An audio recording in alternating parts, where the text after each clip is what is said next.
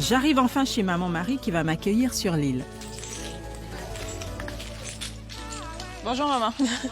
Moi je suis Anto. Moi c'est mon premier voyage en RDC. Et avant de venir, on m'a beaucoup parlé de justement l'île aux coquillages. Et je suis venue pour voir comment vous cuisinez les coquillages ici. Et moi, en retour pour vous remercier, après la pêche, moi je vous cuisinerai aussi un plat avec les coquillages que vous aurez pêchés. Merci à toi de venir nous voir. Je vais te montrer tout ce que je connais des coquillages. Ni une, ni deux. Maman Marie m'emmène directement pêcher à quelques kilomètres de son îlot. La zone de pêche aux coquillages est délimitée sur une surface de 10 km² et on les trouve uniquement à cet endroit.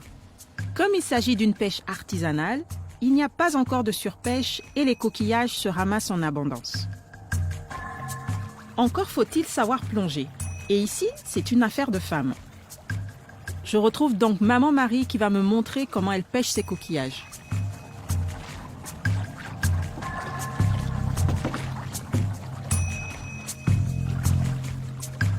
Quand j'arrive sur le site de pêche, je jette l'ancre à l'eau. Comme ça, la pirogue reste sur place quand je plonge. Quand j'atteins la terre, je ramasse les coquillages, je remonte les déposer dans la pirogue, je reprends ma respiration et je redescends. Moi j'ai hâte de voir ça.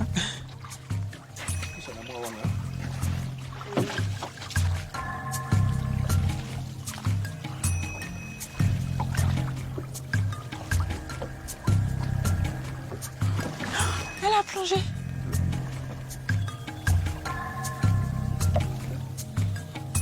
Elle peut rester très longtemps sans respirer et se sert du courant pour ratisser le fond.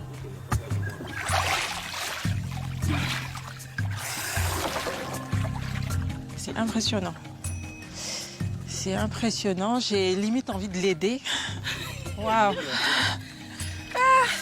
Faire comme ça en apnée, ça se voit que c'est épuisant. Ce qui est difficile, c'est que le courant est très fort et je plonge à 4 mètres de profondeur. Donc le courant me repousse plus loin du bateau. C'est juste waouh, c'est franchement impressionnant.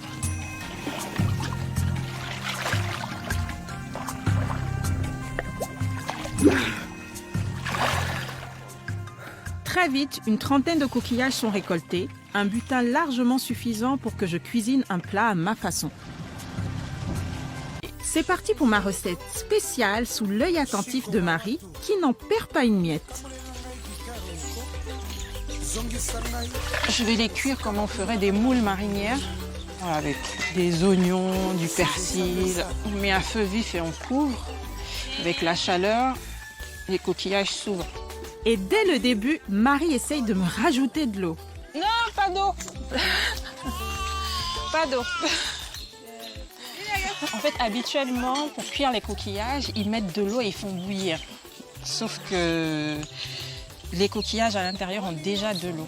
Et si je rajoute de l'eau, le jus des coquillages, qui est très iodé, va être noyé. J'ai l'impression que maintenant, ça les amuse de me voir cuisiner comme ça. Je m'adapte au terrain pour cuisiner et ça va, je m'en sors pas trop mal. J'ai aussi rapporté les légumes que j'avais récoltés avec le chef Christian Yumbi à Kinshasa. Je vais faire une sorte de tombée de légumes. Il y aura les aubergines dedans, on aura de la tomate, de l'oignon vert. Même l'inspecteur Ngili commence à vouloir se défiler. Moi, je ne mange pas les palourdes. Ah oui? Oui. Tout le monde ne mange pas les palourdes. Non, je n'ai pas encore eu l'habitude de manger les palourdes depuis que je suis là. Ah ben, vous allez goûter quand même Oui, on va ma voir. technique. On va voir.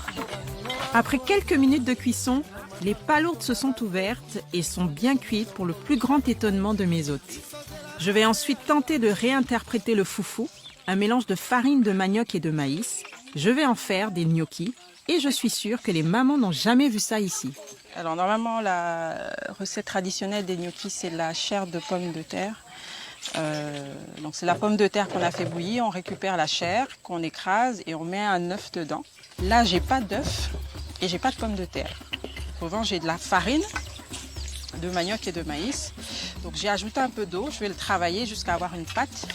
Et quand je vais avoir la pâte, c'est ça que je cuirai dans l'eau. Une fois qu'ils seront prêts, je les ferai sauter à l'huile.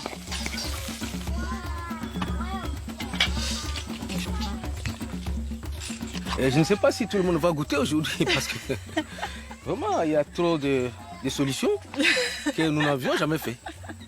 Même la maman aussi qui est à côté de nous, elle s'étonne aussi de voir cette solution. Elle ne sait pas c'est quoi, qu'est-ce qui se passe.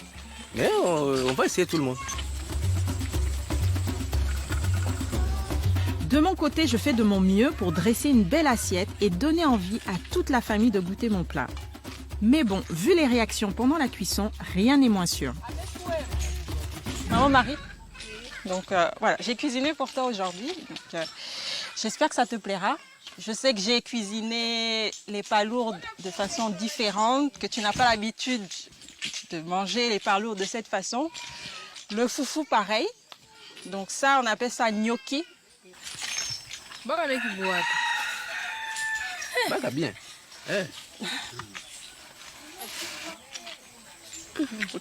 C'est bon.